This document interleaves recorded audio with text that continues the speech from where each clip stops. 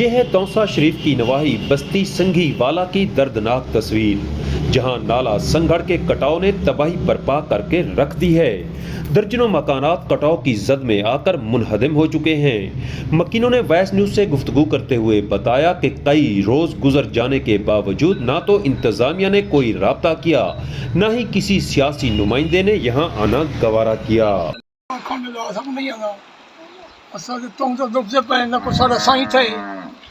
न हुकूमत सही थिए, न कोई सारा इंतजामी, न कैसा कोई राशन दिते, सारा किसी बुनियाद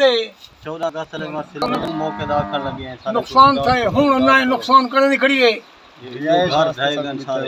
सारा इंतजामिया कोई हुकूमत इमदाद करे।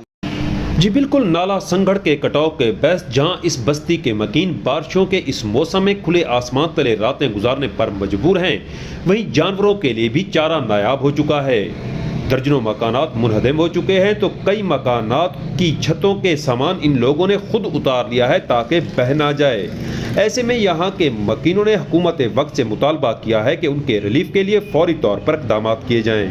सुहेल शहजाद, तौसा न्यूज़, तौसा शरीफ।